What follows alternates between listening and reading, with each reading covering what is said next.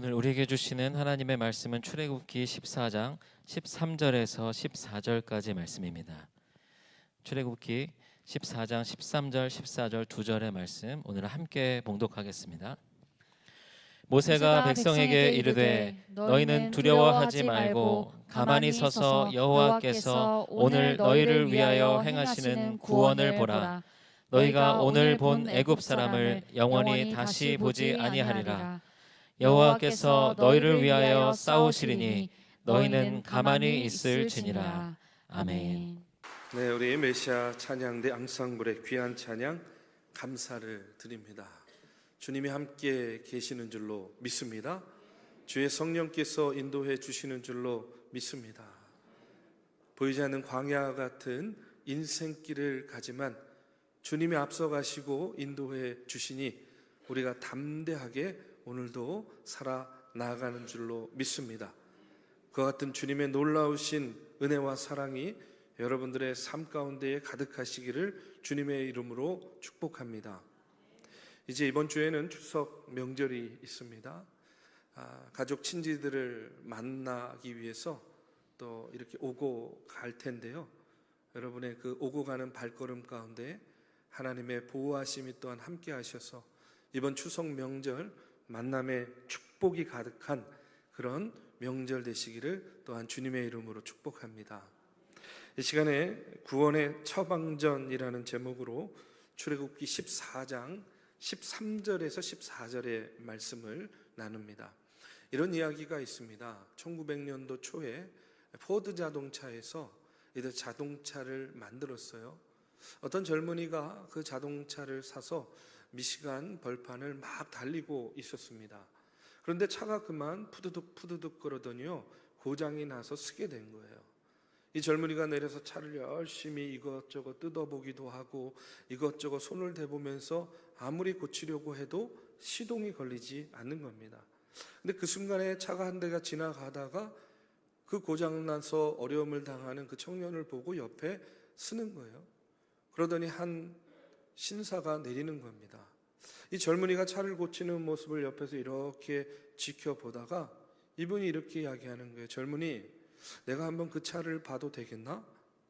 그러더니 이분이요 뭐를 이렇게 저렇게 만지니까요, 자 시동 한번 걸어보게 하니까요 시동이 부르릉 하고 걸리는 거예요. 자기가 그렇게 낑낑대고 애를 썼는데도 안 됐는데 전혀 뭐 이 자동차하고는 관계없을 것 같은 그런 신사가 순식간에 자동차를 고치니까, 아니 선생님은 어떻게 이렇게 차에 대해서 잘 아십니까? 언제 이런 차 고치는 기술을 배우셨습니까? 하고 물어보니까 이 신사가 이렇게 대답을 했대요. 이복의 젊은이, 내가 바로 헨리 포드라네 하고 이렇게 이야기를 했대요. 여러분, 내가 바로 헨리 포드야 하는 그런 말은요 어떤 의미입니까? 내가 바로 이 자동차 만든 사람이야 라는 그런 의미 아니겠어요? 자동차를 만들었으니까 누구보다도 그 자동차에 대해서 잘 아는 거죠. 어디가 문제가 있고 어떻게 손을 대면 그 고장난 것이 고쳐질 수 있는지 그 누구보다도 잘 알고 있다는 거예요. 제가 왜 이런 말씀을 드리냐면, 저는 이 이야기를 들으면서 그런 생각했습니다. 여러분, 우리 하나님께서는 오늘 우리가 살고 있는 이 세상의 이 시스템을 창조하시고 만드신 분이세요. 우리 하나님은요 이 땅의 모든 피조물들 그리고 저와 여러분을 만드신 창조주 하나님이십니다. 그러면 그 하나님께서는요 오늘 이 땅에 이 지구에 상황과 형편, 환경이 어떠한지, 무엇이 문제이고 무엇이 고장나 있는지 누구보다도 잘 알고 있지 않겠습니까? 나를 창조하신 하나님께서는요 오늘 내 삶의 문제가 무엇이고 어디에 손을 대고 무엇을 고쳐야 될지를 누구보다도 잘 알고 계신 분 아니겠냐는 거예요. 여러분, 우리가 몸이 아프면 어떻게 합니까? 몸이 아프면 병원에 가야죠. 여러분, 병원에 가가지고 의사의 진단을 받고 의사에게 그 진단에 따른 처방전을 받습니다. 그러면요, 우리는 그 받은 처방전대로 약을 먹거나 혹은 내 생활의 태도나 습관을 바꾸면서 병 고치기를 위해서 애를 쓰게 되는 거죠. 저는요, 개인적으로 병원에 가는 거 굉장히 싫어합니다. 병원에 가기 싫은 이유 중에 하나는 뭐냐면, 어느 한 군데가 아파가지고요, 가가지고 진단을 받으면요, 거기에 대한 진단만 나오는 게 아니에요. 아, 선생님, 여기도 문제지만 검사를 해보니까 여기는 더 큰 문제네요. 이것저것 몰랐던 제 그 몸의 어떤 상태나 그런 병들에 대한 그런 이야기를, 그런 경고를 듣게 되는 거예요. 그러면요, 차라리 모르면 그냥 살 텐데 알게 되니까 얼마나 마음의 염려와 근심이 크게 됩니까?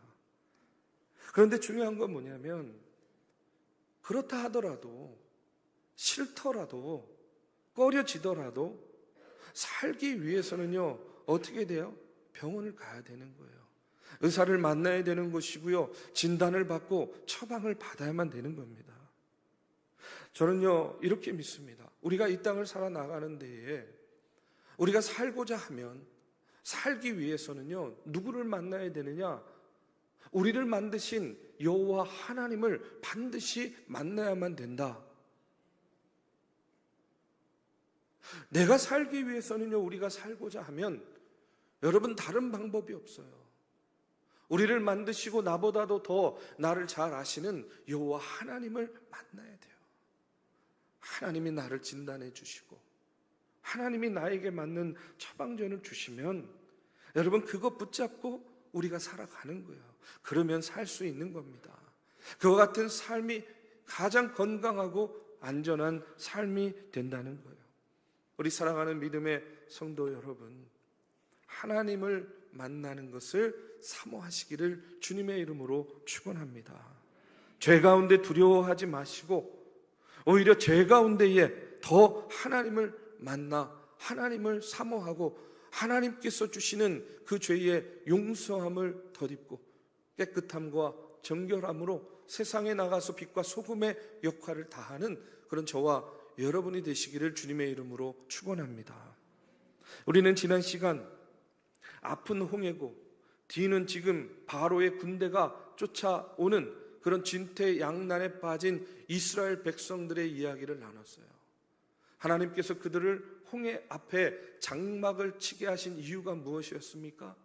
그들을 공경에 빠뜨리려고요? 아니잖아요. 하나님은요, 그들을 구원하시고자 하시는 그 구원의 섭리와 계획 가운데에 이스라엘 백성들을 지금 홍해 앞에 장막을 치게 한 겁니다. 바로도 몰랐고 이스라엘 백성들도 몰랐지만 거기에는 분명 하나님의 구원의 계획과 섭리가 있었다는 거예요. 그런데 어쨌든 당장 눈앞에 보이는 그런 어려움에 직면했을 때에 이스라엘 백성들은 어떻게 반응합니까? 부르짖었다는 거예요. 근데 그 부르짖음은요, 우리가 기도하는 그런 기도의 부르짖음이 아니었어요. 하나님을 향한 원망과 불평의 부르짖음이었습니다. 아니, 하나님, 이럴 거면 차라리 그냥 애굽에 우리를 두시지.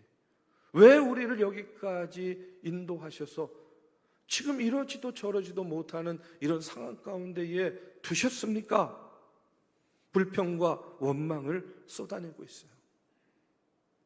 그들도 인간이니까 눈앞에 보이는 상황과 현실 속에서 불안해하고 불평하고 원망하는 것 당연해 보입니다.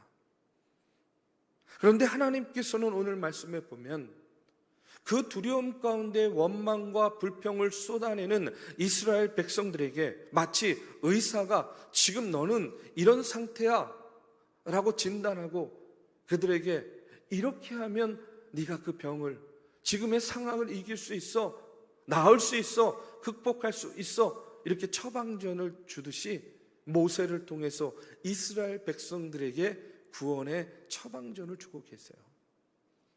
먼저 오늘 말씀 13절의 말씀에 보면 이런 말씀이 나옵니다. 모세가 백성에게 이르되 너희는 두려워하지 말고 가만히 서서 여호와께서 오늘 너희를 위하여 행하시는 구원을 보라. 너희가 오늘 본 애굽 사람을 영원히 다시 보지 아니하리라. 하나님께서 지금 이스라엘 백성들에게 주시는 처방전은 뭐냐면 세 가지입니다. 두려워하지 말라, 가만히 있으라, 그리고 하나님이 행하시는 구원을 보라 하는 그런 말씀이었어요.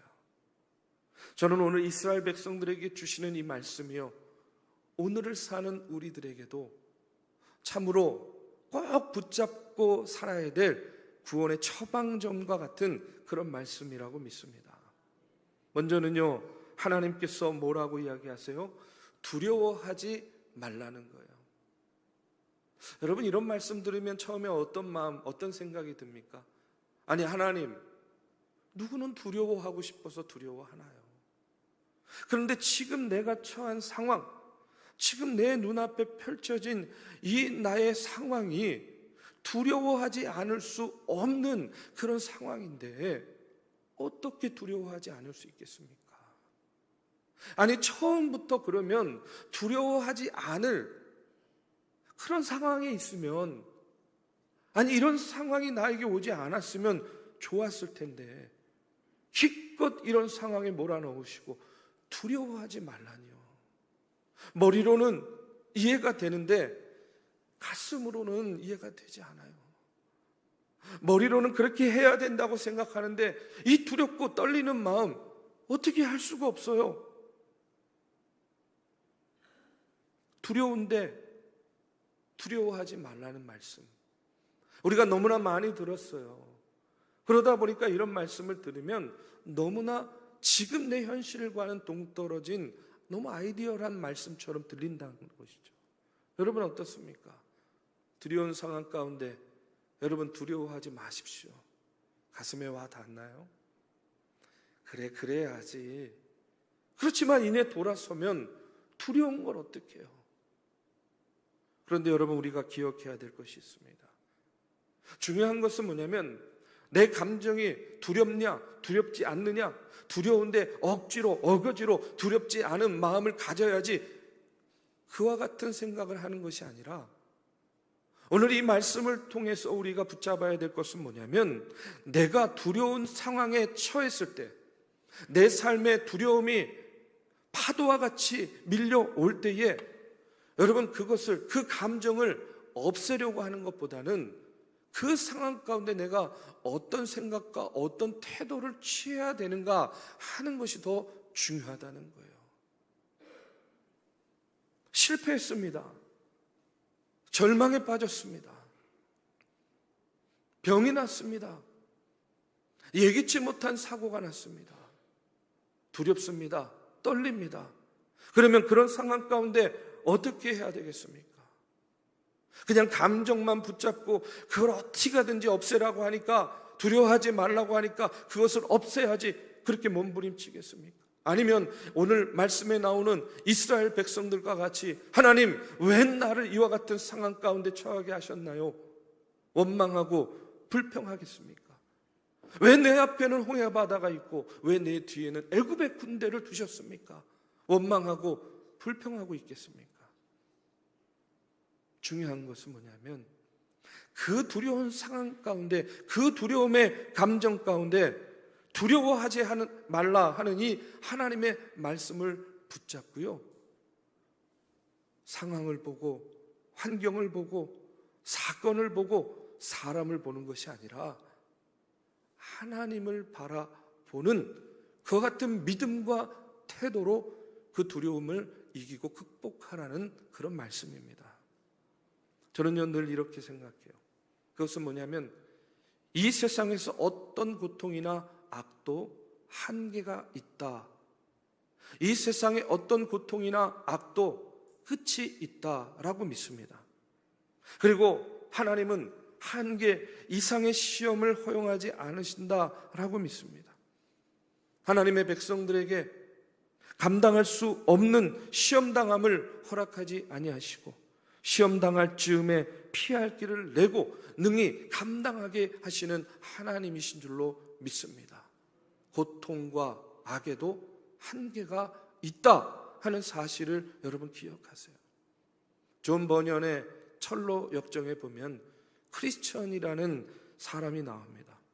이 사람이 좁은 문을 통과해 가지고요, 미궁이라는 문 앞에 왔어요. 좁은 문을 통과하면서 그가 너무나 피곤했어요. 지금 그는요, 휴식이 간절합니다. 그런데 그 휴식을 취하려면요, 그 문을 지나서 그 집에 들어가야만 휴식을 취할 수가 있어요. 그런데 문제는 뭐냐면, 저 멀리 보니까 그 문 앞에 으르렁거리는 사자 2마리가 있는 거예요. 많은 사람들이 그 문 앞에 와가지고 그 문을 열고 들어가야 되는데, 그 으르렁거리는 사자를 보면서 이내 겁먹고 이게 이내 두려움에 떨고 포기하고 돌아가는 거예요. 그러나 그는 내가 저기를 통과해야만 나에게 안식과 승리가 있다 생각하고 너무나 두려웠지만, 그러나 용기를 내가지고요, 앞을 향해서 나아가게 됩니다. 문 앞에 가까이 갔을 때에, 근데 문지기가요, 이렇게 이야기를 하는 거예요. 그 사자들은 매어 있다. 걱정하지 말고 와라. 그 사자들은 매어 있다. 걱정하지 말고 와라. 그래서 가만히 보니까 사자들이요, 정말로 이렇게 쇠사슬에 묶여 있는 거예요. 그래서 그 가운데를 담대히 지나오는데 아무런 문제 없이 그 사자의 그 곁을 지나서 문으로 들어오게 됩니다. 이 존 버년의 철로 역정이 오늘 우리에게 주는 교훈이 무엇인가? 여러분, 매어 있는 사자와 같이, 사슬에 묶여 있는 사자와 같이 악은요, 한계가 있다는 거예요. 악은 한계가 있습니다. 그리고 그 한계를 제어하시는 분이 누구신가? 바로 여호와 하나님이시라는 사실이에요. 그렇기 때문에 우리를 향한 수많은 악한 도전들이 있습니다. 그리고 많은 절망적인 상황들이 있습니다. 그런데 그것은 언제나 뭐가 있다고요? 한계가 있다는 거예요. 끝이 있다라는 사실을 여러분 꼭 기억하세요. 그 두려운 상황과 환경 속에서 두려움에 빠져서 두려워만 하지 말고 고통과 두려움마저도 제어하시는 여호와 하나님을 우리가 바라봐야 된다는 겁니다. 그럴 때 하나님께서 우리를 두려움 가운데 지켜주시고 승리케 하시는 하나님이신 줄로 믿습니다. 오늘 이스라엘 백성들에게 말씀하시는 두려워하지 말라 하는 이 말씀을 여러분 마음속에 새기시기를 주님의 이름으로 축원합니다. 두 번째 처방전은 뭐라고 이야기를 하냐면 가만히 서 있으라, 이렇게 이야기해요. 가만히 서 있어. 저는요, 이 말씀을요, 오늘날의 말로 이렇게 말씀드리고 싶어요. 가만히 서서라는 말은요, 하나님을 신뢰하라는 말입니다. 가만히 서 있으라는 말은 하나님을 전적으로 신뢰하라 하는 그런 하나님의 말씀이라는 거예요. 가만히 서 있는다는 것이 단순히 신체적으로 어떤 운동을 하지 않고 그냥 활동하지 않고 이렇게 서 있는 것만을 의미하는 것이 아니라는 거예요. 이 가만히 서 있으라 하는 말은요, 이런 겁니다. 하나님, 나는 아무것도 할 수 없습니다. 그래서 하나님을 믿습니다. 여러분, 하나님에 대한 전적인 신뢰의 고백인 거고요. 하나님, 나는 아무것도 할 수 없어요 하는 영적인 항복의 의미를 담고 있는 것이 바로 가만히 서 있으라는 하나님의 명령이에요. 저는 이 순간 저에게 답이 없다는 것을 너무나 잘 압니다. 그러나 주님께서는 답을 갖고 계시는 줄로 믿습니다. 하나님이 하실 테니까, 하나님이 이 상황을 감당하시고 역사하실 테니까 나는 가만히 서 있겠습니다. 하나님을 전적으로 믿고 신뢰하고 나는 가만히 서 있겠습니다. 여러분, 이렇게 하나님을 신뢰하고 서 있으려면 나 스스로의 몸부림을 멈춰야 되는 것이죠.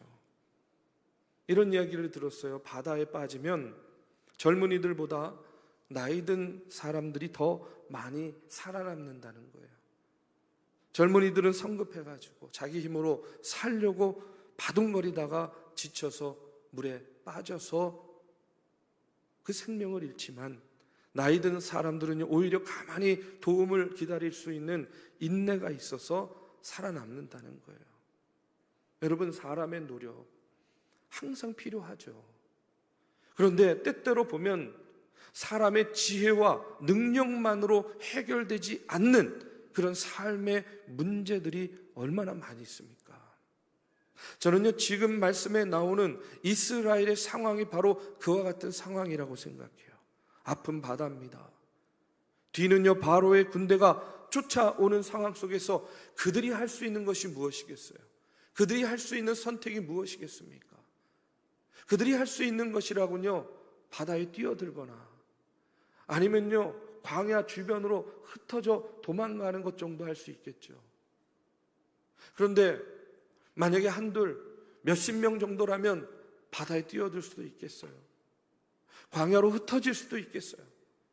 그런데 지금 이들은요 최소한 250만 명의 사람들이 지금 바다를 앞에 두고 바로의 군대를 뒤에 두고 있는 그런 상황입니다.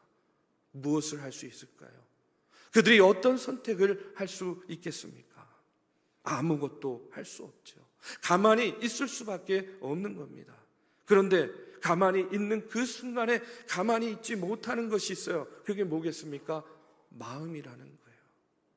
어떡하지? 어떡하지? 바다에 뛰어들어야 되나? 저 광야로 도망가야 되나? 어떡하지? 어떡하지? 내 마음에 두려움이 있고 조급함이 있어요. 그런데 그 순간에 하나님을 향한 강력한 믿음이 있으면, 그래 하나님께서 이와 같은 상황 가운데서도 우리를 건져 주실 거야 라는 그런 믿음을 가지고 가만히 있을 수 있는 겁니다. 그렇기 때문에 가만히 있으라 하는 말은 뭐라고요? 하나님을 전적으로 신뢰하라는 거예요. 하나님을 향한 강력한 믿음과 강력한 신뢰가 있을 때에만 삶의 어려움 가운데에서 가만히 서서 하나님의 역사하심을 우리가 기대하고 기다릴 수 있게 된다는 겁니다. 시편 46편 10절의 말씀에 보면 이런 말씀 나와요. 우리 한번 같이 고백해 보시겠습니다. 너희는 가만히 있어 내가 하나님 됨을 알지어다. 아멘. 너희는 가만히 있어 내가 하나님 됨을 알지어다. 가만히 있을 때에 하나님의 도움을 받을 수 있다라는 거예요. 게리슨 케일러라고 하는 그런 방송 작가 겸 칼럼니스트가 있습니다. 이분이 쓴 글에 이런 이야기가 나와요. 고등학교 때 여학생과 데이트를 나가려면 어머니가 항상 아들아 네가 누구인지 항상 기억해라 하는 그런 한마디 말씀을 해주셨다는 거예요. 그가 커가지고 돌아보니까 그 말씀, 그 어머니의 말씀, 아들아 네가 누구인지를 항상 기억해라 하는 그 말씀이 자신을 올바른 사람으로 성장시켰음을 알게 되었다는 겁니다. 야단치거나 잔소리하는 것보다 아들아 네가 누구인지 기억하라 하는 이 말씀, 이 말씀 때문에 사람답게 살게 되는 힘이 되었다는 거예요. 여러분, 우리가 세상은요 나 홀로 사는 것이 아니잖아요. 그렇죠? 또 내가 홀로 살아내야 되는 것도 아닙니다. 나를 나되게 하시는 하나님이 나와 함께 계심을 믿고 그 하나님과 동행하는 삶이 이 땅을 살아가는 가장 지혜로운 삶이다 하는 사실을 여러분 기억하시고 믿으시기를 주님의 이름으로 축원합니다.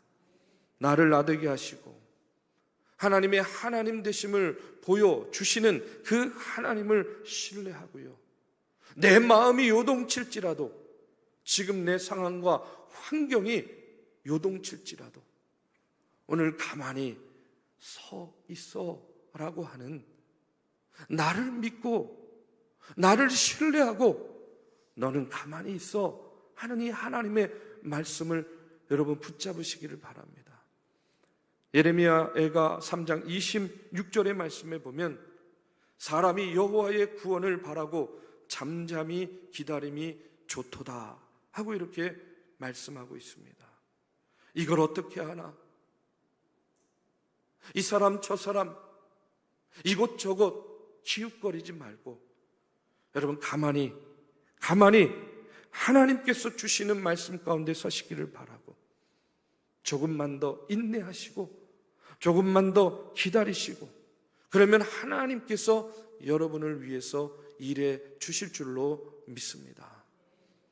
가만히 서 있으라 하는 하나님의 말씀을 마음속에 새기시기를 주님의 이름으로 축원합니다. 마지막으로 하나님께서는요, 하나님께서 행하시는 구원을 보라 이렇게 말씀하고 계세요. 그런데 이 말씀을 자세히 보면 하나님의 구원이 그러면 언제 임하게 되는가? 여러분, 하나님의 구원은 언제 임합니까? 먼 훗날 어떤 머나먼 약속이 구원의 약속입니까? 오늘 말씀에 보면요, 하나님께서 뭐라고 이야기하시냐면 여호와께서 오늘 너희를 위해서 행하시는 구원을 보라 이렇게 말씀하고 계세요. 하나님의 구원은 결코 먼 약속이 아닙니다. 하나님의 구원은 현재의 현실이라는 사실이에요. 지금 이 순간 매일매일의 삶이 구원의 연속이고 오늘 우리의 삶은 구원받은 자의 삶의 연속이다 하는 사실을 우리가 기억해야 돼요. 이스라엘 백성들이 처한 위기 상황 가운데 바로 오늘 그들을 구원해 주신 것처럼 우리도 하나님께서 바로 이 순간 현재 지금 우리를 구원하시기 위해서 우리의 삶 속에서 적극적으로 개입하시고 일하고 계심을 여러분 믿으시기를 주님의 이름으로 축원합니다.